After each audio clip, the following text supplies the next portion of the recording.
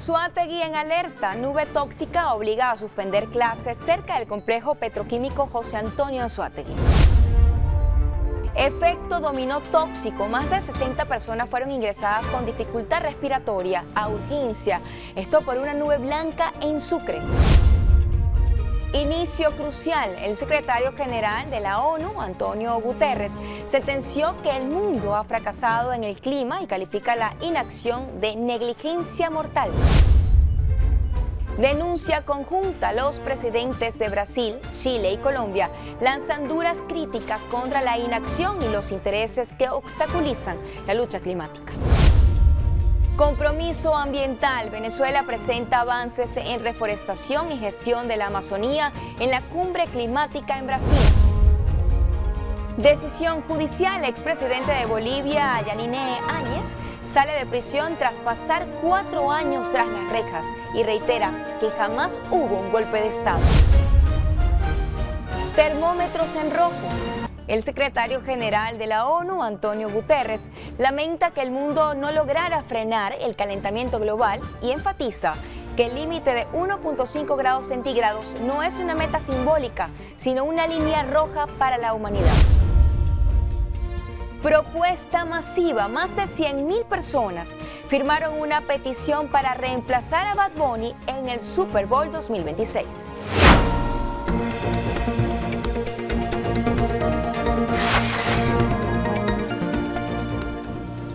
Hola, ¿qué tal? Tengan ustedes muy buenas noches y sean bienvenidos a la emisión estelar de Noticias Venevisión. Les saluda Nelcio Oviedo. En nombre de todo un equipo técnico, estamos listos para compartir con ustedes lo más destacado a esta hora en Venezuela y el mundo. Y comenzamos con el interior del país, porque la propagación de un gas conocido como dióxido de azufre, proveniente de un incendio en el complejo petroquímico José Antonio Anzoátegui, ha forzado el cierre y afectado gravemente a múltiples escuelas de la región. La situación de emergencia es atendida por las autoridades. Julio Sergio Marcano nos tiene más información. El incendio comenzó en horas de la madrugada en los patios de coque del complejo petroquímico José, que se tratan de montañas apiladas de este compuesto. Las llamas se propagaron hacia las fosas de azufre, iniciando así la propagación descontrolada de un gas conocido como dióxido de azufre. La información fue ofrecida por el comandante del Cuerpo de Bomberos del estado Anzoátegui, quien confirmó que la Dirección de los Vientos llevó los gases hacia comunidades rurales como El Pilar y Curataquiche en el municipio Bolívar. A medida que avanzaba el día, los gases invadieron los caseríos causando mareos, vómitos, desorientación y desmayos. La escuela Pedro Garrón y Núñez en El Pilar fue desalojada luego de que varios niños se vieron fuertemente afectados. De inmediato, se activaron los protocolos de emergencia y las autoridades llegaron al sitio para atender la situación. Mientras que en los patios del complejo petroquímico, varios cuerpos de rescate y equipos de respuesta de empresas mixtas y de petróleos de Venezuela trabajaban contrarreloj en 3 frentes con maquinaria pesada para detener el incendio en las montañas de azufre. Estamos hablando de que se está generando, producto de la quema de este azufre, dióxido de azufre, que a 2 partes por millón, por supuesto, genera una afectación en el humano. Los vientos han estado cambiantes, sin embargo, nos han reportado que el sector El Pilar, específicamente municipio Bolívar del estado Anzoátegui, se han reportado varias condiciones en donde la situación es de humo en el ambiente, así como también la presencia de olores característicos de hidrocarburos. En este caso, pues reportaron que en el CDI hay muchas personas que están solicitando ayuda. Ya se realizó el desalojo de los colegios en el sector El Pilar. Protección Civil y el Cuerpo de Bomberos se encuentran en el sitio realizando las labores. En el complejo José Antonio Anzoátegui se encuentran 3 frentes de combate de incendio para lograr sofocar. Hasta el momento no hay datos oficiales sobre la magnitud del incendio o los daños causados. Las autoridades pidieron a la población en la zona norte reportar a los números de emergencia cualquier síntoma relacionado a la inhalación de gases o olores característicos de hidrocarburos. En el estado de Anzoátegui, Julio Sergio Marcano, Noticias Venevisión. Y precisamente más de 60 personas, incluyendo un niño, han sido ingresadas a centros de salud en el estado Sucre con una grave dificultad respiratoria.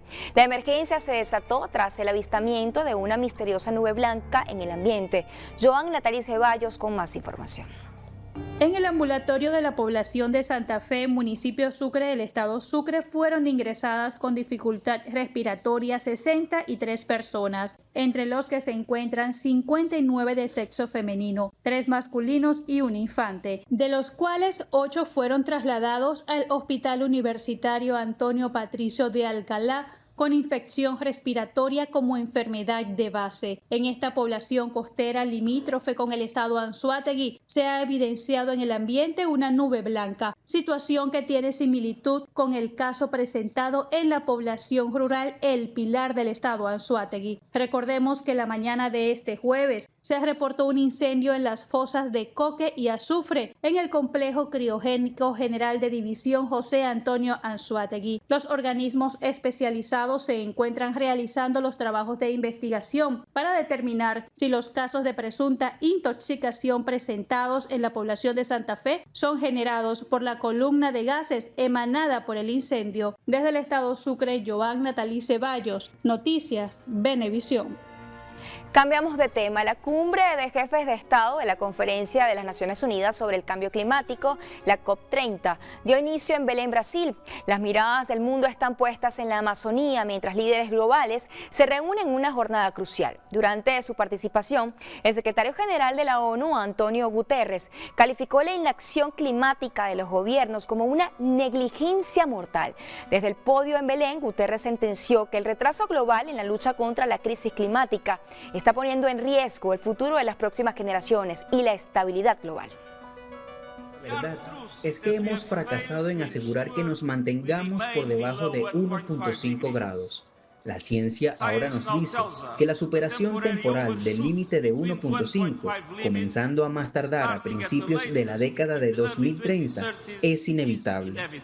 Necesitamos un cambio de paradigma para limitar la magnitud y la duración de esta superación y reducirla rápidamente. Guterres reconoció que los nuevos planes climáticos de cada país y sus compromisos para la reducción de gases de efecto invernadero representan un avance, pero señaló que no es suficiente.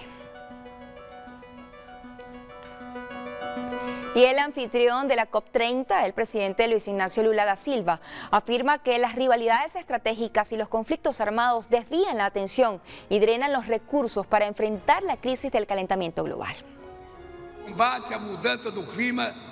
El combate al cambio climático debe estar en el centro de las decisiones de cada gobierno, de cada empresa y de cada persona. El concepto de multitud que traduce el esfuerzo colectivo en torno a un objetivo común es el espíritu que va a animar a Belén.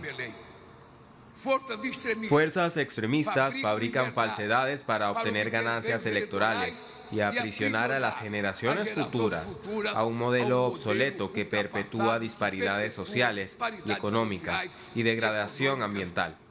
Rivalidades estratégicas y conflictos armados desvían la atención y drenan los recursos que deberían ser canalizados para el enfrentamiento del calentamiento global. Urgió a los jefes de Estado y de Gobierno presentes a no abandonar los objetivos del Acuerdo de París, a pesar del escenario internacional de inseguridad que hoy prevalece sobre el bien común. Y en un momento de alta tensión en la cumbre, el presidente de Chile, Gabriel Boric, acusó a su homólogo estadounidense Donald Trump de mentir sobre la existencia de la crisis climática. Boric hizo un llamado a la comunidad internacional a dejar de lado la negación. Fue la ciencia la que recomendó una instancia multilateral como esta COP, y es la ciencia la que nos va guiando respecto a los caminos que tenemos que andar.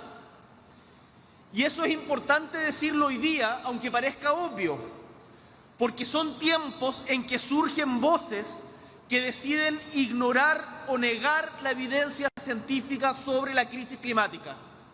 Sin ir más lejos, el presidente de los Estados Unidos en la última Asamblea General de la ONU dijo que la crisis climática no existe, y eso es mentira.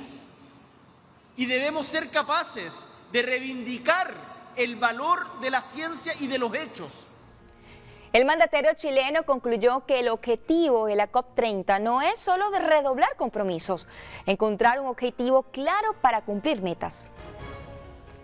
Por su parte, el presidente de Colombia, Gustavo Petro, afirma que el mundo está ante un fracaso por el aumento de la temperatura del planeta, lo que atribuyó al lobby petrolero.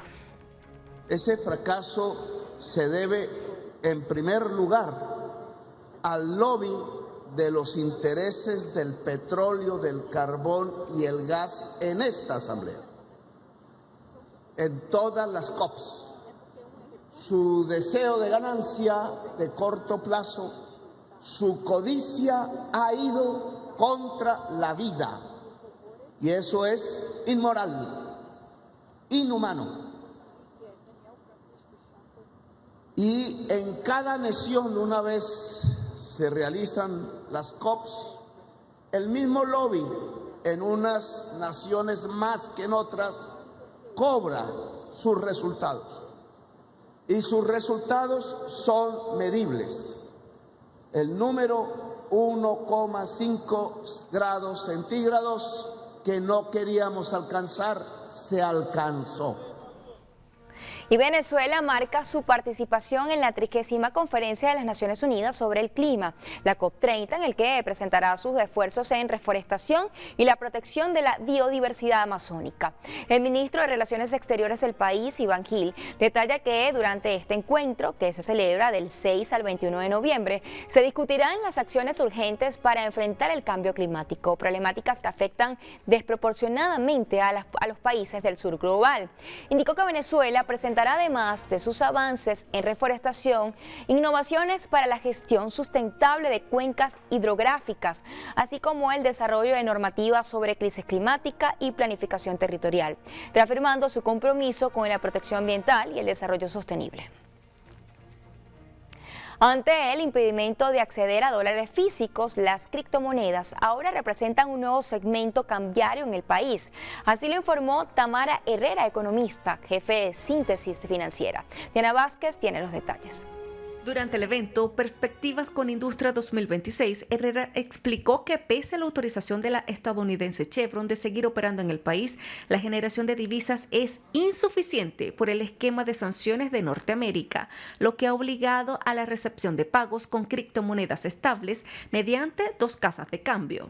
La responsabilidad, la transparencia, la rendición de cuentas, así como los bancos publican sus balances, así como hay una cartelera del Banco Central que pone los precios y es una referencia para todos los actores económicos, de la misma manera tiene que ser este segmento cambiario, que es nuevo y es importante además para las autoridades económicas que tenga el mayor éxito posible. Aunque de momento no está contemplado el pago de nóminas con criptomonedas, para Herrera esta opción es viable porque las remesas también son recibidas bajo estos activos digitales. Lo importante es que lo que reciba sea útil, funcional y sirva y me cubra. De lo contrario, no estaría produciendo. Es decir, el éxito y la funcionalidad está dependiendo justamente de la transparencia y la claridad con la que podamos avanzar allí.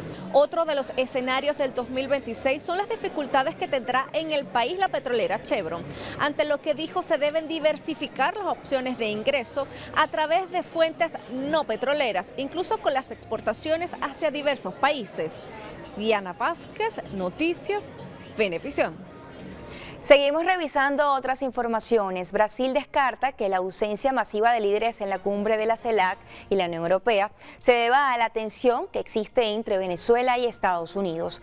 La secretaria para América Latina y el Caribe de la Cancillería brasileña, Gisela Padovan, asegura que no se puede ver todo bajo el prisma de la polarización. La diplomática reconoce que la tensión en el Caribe ha generado diferencias entre los países de la región, pero según ella, la verdadera razón se debe a una agenda internacional muy cargada. La comunidad de estados latinoamericanos y caribeños tiene 33 miembros y la Unión Europea suma otros 27, pero el gobierno colombiano solo ha confirmado hasta la fecha la presencia de una docena de jefes de Estado y de gobierno. Recordemos que la cumbre se realizará el próximo domingo y lunes en Santa Marta, Colombia. El presidente de la República, Nicolás Maduro, afirmó que los países de Suramérica, el Caribe y la población estadounidense se oponen a un conflicto armado con Estados Unidos. Nadie en Suramérica, nadie en el Caribe quiere una guerra.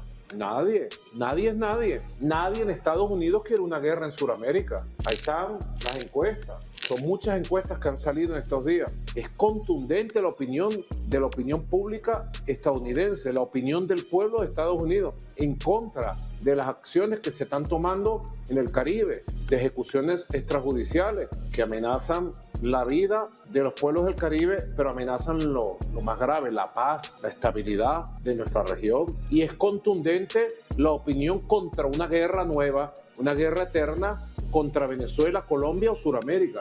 Es muy contundente la opinión. Nosotros lo que hemos hecho es trabajar para evitar provocaciones, evitar escaladas, prepararnos al máximo y ganar la paz todos los días, que es lo más hermoso que tenemos, ganar la paz para defender la vida y la felicidad. Así que yo celebro que el pueblo esté activado, movilizado permanentemente para decirle no a la guerra, no a las amenazas, sí a la paz, ya basta.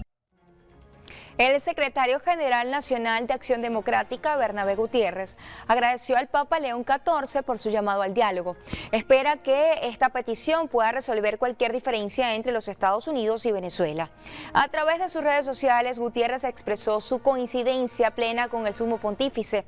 Asevera que el diálogo es y será el único instrumento viable para dirimir cualquier diferencia política o diplomática. El representante de la organización partidista recordó que en su momento le hizo ver al Santo Padre que estaba a tiempo de mediar y hacer entender a su connacional Donald Trump que propiciando una invasión no ayudaría a los venezolanos, sino todo lo contrario, los colocaría en un estado de vulnerabilidad ante el mundo, a juicio del político. El secretario general del PSUV, Diosdado Cabello, convocó para los fines de semana del 8, 9, 15 y 16 de noviembre la realización de asambleas populares para la creación de los comités bolivarianos de base integral. Entonces se propone la creación y activación de los comités bolivarianos de base integral a través de asambleas populares de base en todas las calles del país. ¿Qué días? Tenemos 2 fines de semana preparados para eso. Sábado 8 y domingo 9. Y sábado 15 y domingo 16.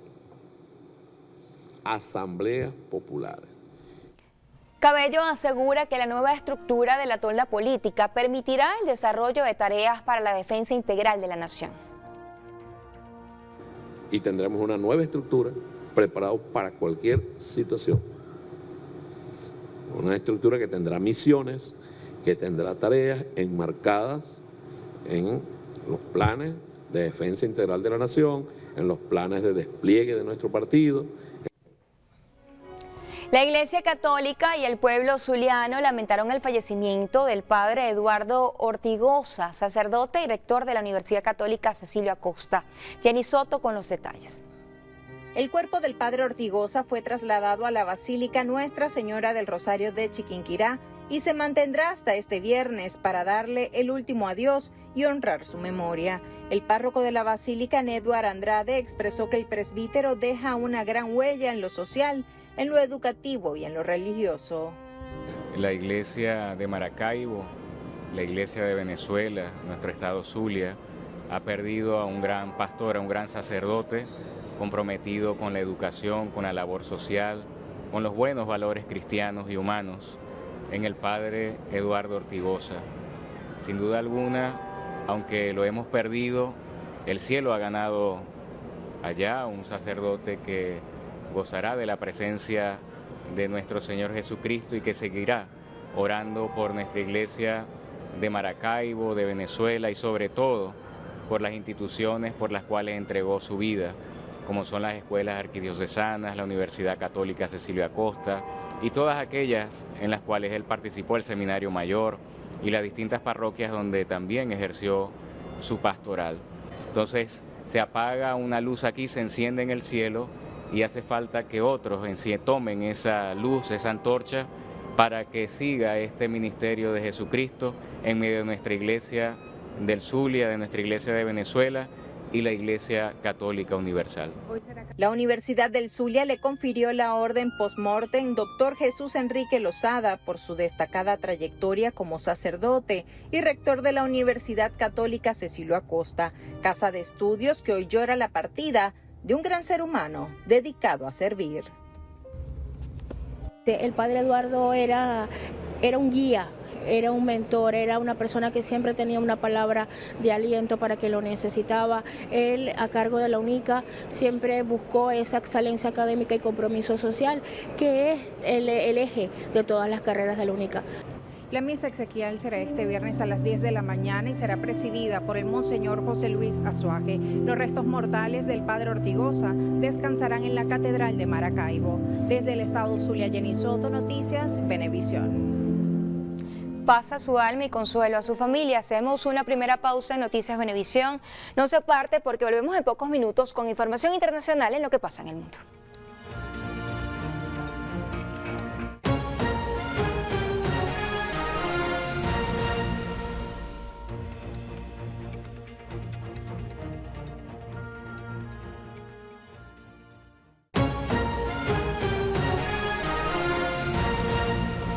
Gracias por continuar viendo la emisión estelar de Noticias Venevisión. Es momento de revisar la información internacional en lo que pasa en el mundo. Iniciamos en Bolivia, donde este jueves fue liberada después de 4 años y 8 meses en prisión la expresidenta interina de ese país, Yanine Áñez, quien cumplía una condena de 10 años de cárcel por el caso de golpe de Estado 2 durante la crisis política del año 2019, tras la renuncia de Evo Morales y todo su gabinete.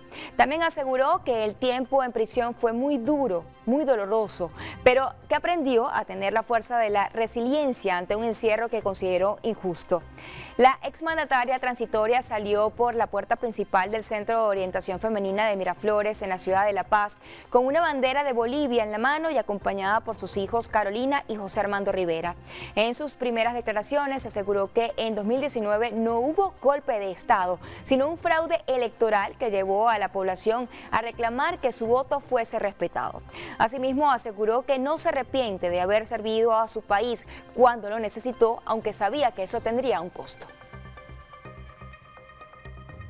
Cambiamos de tema, esta vez relacionados con el clima, ya que la Organización Meteorológica Mundial alerta que la subida global de temperaturas se moderó este 2025, pero sigue cerca del límite de 1.5 grados centígrados del Acuerdo de París. Según el ente, la temperatura media mundial entre enero y agosto de este año fue de 1,42 grados centígrados, superior a la de la era preindustrial, una cifra 13 centésimas menor a la de todo el 2024, el año más cálido en los registros. La organización advierte que pese al ligero respiro en las temperaturas de este año, la tendencia al calentamiento global sigue sin detenerse. Los 11 años transcurridos desde 2015 han sido los más cálidos en 176 años de registros y el 2023, 2024 y 2025 ocuparán el podio principal. Celeste Saulo, secretaria general del ente, revela que esta insólita racha de altas temperaturas combinada con el aumento récord de las concentraciones de gases de efecto invernadero en 2024 deja claro que será prácticamente imposible limitar el calentamiento global a 1.5 grados centígrados en los próximos años, sin que las temperaturas superen transitoriamente ese umbral. Y culminamos en Brasil, donde la primera sala de la Corte Suprema iniciará este viernes el análisis de la apelación presentada por la defensa del expresidente Jair Bolsonaro, que supone el último esfuerzo por evitar o reducir una condena a 27 años de cárcel por golpismo.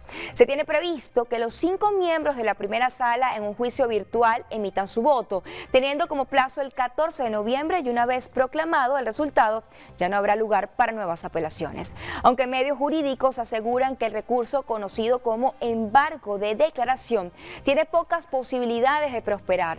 Cabría la posibilidad de que alguno de los magistrados solicite que el asunto sea discutido en forma presencial, con lo que debería ser convocado el pleno y se pudiera aplazar la decisión. De confirmarse la sentencia dictada el pasado 11 de septiembre, el tribunal deberá decidir el lugar de reclusión, que se presume será el complejo penitenciario de Papuda, en Brasilia, en el que, según fuentes oficiales, ya está preparada para una celda especial con ciertas comodidades debido a su condición de expresidente. Y más venezolanos siguen regresando a casa luego de ser deportados por el gobierno de Estados Unidos. Los detalles sobre sus detenciones y cómo ha sido su recibimiento en el país los comparte nuestra compañera Carolina Campos al otro lado del estudio en Migrantes. El Ministerio para Relaciones Interiores, Justicia y Paz de Venezuela confirmó este 5 de noviembre la llegada de 166 venezolanos deportados desde Estados Unidos. Este grupo, compuesto por 154 hombres, y forma parte de estos retornos gestionados bajo el programa Gran Misión Vuelta a la Patria. Este vuelo es el número 83 y se suma a una serie de repatriaciones recientes, fruto de un acuerdo bilateral entre ambos gobiernos. El 29 de octubre también se reportó la llegada de 290 migrantes, 43 mujeres, 239 hombres, 8 menores de edad, procedentes del Paso, Texas, en una aeronave estadounidense. El 24 de octubre, otros 312 venezolanos, 260 hombres, 50 mujeres, 2 adolescentes, también desde Texas. Y el 22 de octubre, 208 migrantes, 159 hombres, 35 mujeres y 13 menores. Según las autoridades venezolanas, desde febrero de 2025, más de 16.000 ciudadanos han sido repatriados a Venezuela desde Estados Unidos bajo este mecanismo. Bien, y estas repatriaciones se dan en un contexto de creciente tensión migratoria en Estados Unidos. Esta semana, por ejemplo, se ha hecho viral en las redes sociales el arresto de una mujer salvadoreña en el aeropuerto de Salt Lake City de Utah. Su nombre es Marta Renderos y fue grabada mientras era derribada y arrastrada por agentes federales del ICE. Los videos ampliamente difundidos en redes sociales muestran a 4 oficiales vestidos de civil deteniéndola, allí lo ven, mientras ella gritaba que tenía sus papeles en regla. Producto de este forcejeo, termina incluso descalza. Según su abogado, esta salvadoreña tenía un permiso de trabajo válido hasta 2029, pero lamentablemente este documento no le otorga el estatus legal de residencia permanente. Por eso el ICE justificó su detención citando una orden final de deportación de 2020. Sin embargo, su abogado argumentó que el aviso de la Corte fue enviado a una dirección incorrecta y que este arresto, calificado de agarrón y arrastre público, fue perturbador. Una opinión que, por cierto, comparten estadounidenses en las plataformas digitales. De hecho, la persona que grabó esta escena es una mujer y en la descripción que acompaña su video explicó cómo se sentía al ver a estos funcionarios maltratando a otra mujer y su impotencia al no poder hacer nada por detenerlos ante el miedo que ella misma describió, estos le causaban. Bueno, mientras la crisis migratoria se intensifica, el panorama político en Nueva York experimenta un cambio histórico con la elección de Zohran Mamdani. Él, como alcalde de 34 años, se convierte en el alcalde más joven en más de un siglo y el primer musulmán en la historia de la ciudad en ocupar este cargo, porque nació en Uganda y se nacionalizó estadounidense en 2018. Su victoria fue contundente, obteniendo más del 50% de los votos y superando por 9 puntos a su rival, el exgobernador Andrew Cuomo.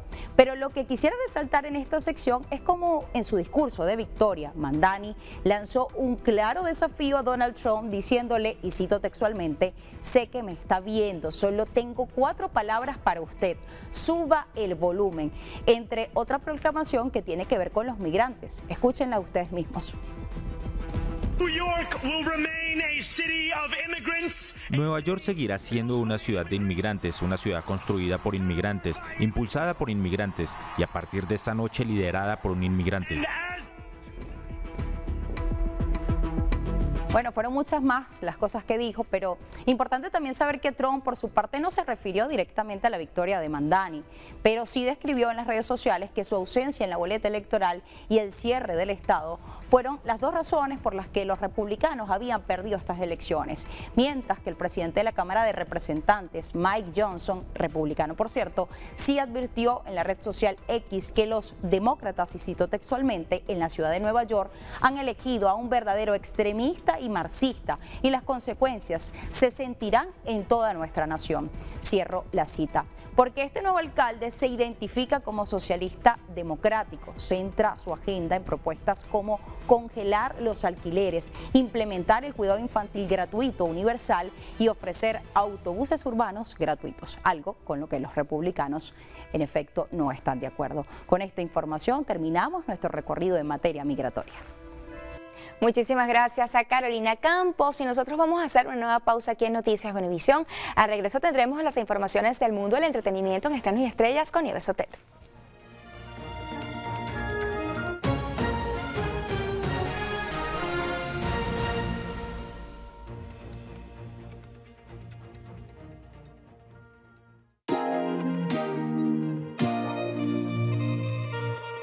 Venezuela, continuamos con más. Esto es Noticias Venevisión. Muy buenas noches para todos. Estrenos y estrellas. Comienza hablando de la película biográfica de Michael Jackson, que ya tiene fecha de estreno.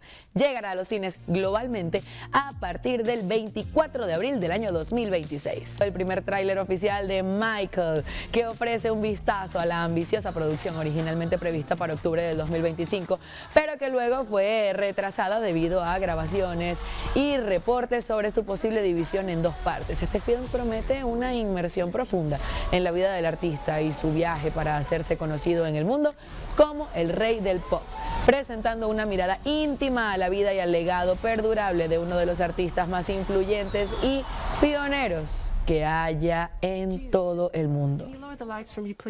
Okay, but remember, in here... Y Meghan Markle volverá a actuar 8 años después de abandonar Hollywood para casarse con el príncipe Harry. Markle, que se hizo famosa en la serie Suits, participará en una película titulada Close Personal Friends con las actrices Lily Collins y Brie Larson, interpretándose a sí misma en una producción centrada en dos parejas, una famosa y otra no. Aseguran que esta es la manera que tiene Meghan de volver poco a poco al agua y así disfrutar de estar de vuelta en la industria. I couldn't have done it without you. Y sigue la disputa legal entre Brad Pitt y Angelina Jolie. El actor denunció a su ex esposa por $35 millones por daños en el marco de la batalla que mantiene la expareja sobre el castillo Château Miraval en Francia. Según la revista People, a finales de octubre, el equipo legal de Pitt presentó mensajes enviados y recibidos por la defensa de Jolie relacionados con la venta en 2021 de la participación de esta en el castillo y su viñedo en la provincia francesa. Ambos habrían alcanzado un acuerdo previo de que ninguno de los dos se desharía de su propiedad sin el consentimiento del otro. Sin embargo, la actriz negó la existencia de tal pacto y respondió a su vez con una contrademanda alegando que su exmarido estaba librando una guerra vengativa en su contra. Cariño, ¿me pasas la sal? Esta es la verdadera película. Cambiamos de tema. Bizarrap y Daddy Yankee regresaron por todo lo alto con una colaboración explosiva que ya está disponible en las plataformas musicales. 10 meses después de lanzar su última canción y de muchas sesiones musicales con estrellas invitadas, el productor argentino regresa acompañado de Daddy Yankee con un tema que puede interpretarse fácilmente como la primera de 66 nuevas sesiones. Se trata de una canción en la que el puertorriqueño regresa a sus raíces rapeando con fuerza sobre una base de reggaetón con un ritmo electrónico reflejando su estilo característico y evocando éxitos anteriores como Llamado de Emergencia y otras. El video de esta producción superó las 7 millones de visualizaciones en YouTube en sus primeras 12 horas y la cifra sigue aumentando.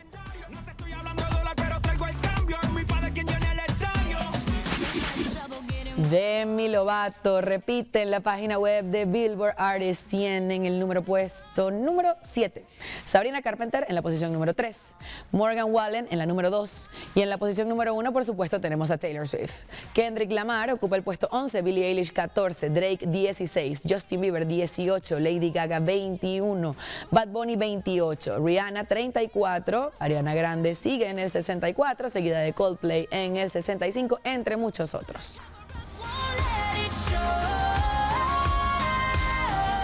Más de 100.000 personas firmaron una petición para reemplazar a Bad Bunny como protagonista del show del medio tiempo del Super Bowl 2026. Un usuario domiciliado en el estado de Texas, en Estados Unidos, impulsó la iniciativa que sostiene que las actuaciones y el estilo del artista no se ajustan a lo que las familias estadounidenses esperan del máximo escenario deportivo.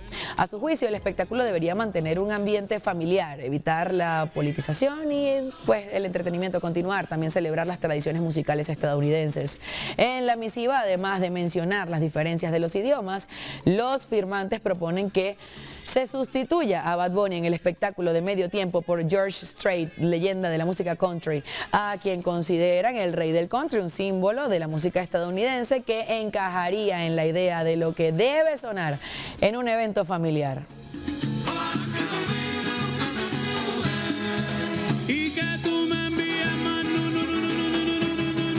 Con esto finalizamos Estrenos y Estrellas. Muy buenas noches para todos y nos vemos en una próxima emisión. Chao. Muchísimas gracias a Nieves por todo este recorrido del mundo del entretenimiento, y de esta manera nosotros nos despedimos y llegamos al final de la presente emisión de Noticias Venevisión, esperando que descansen y que bueno, nos veamos mañana a la misma hora de siempre. Cuídense mucho.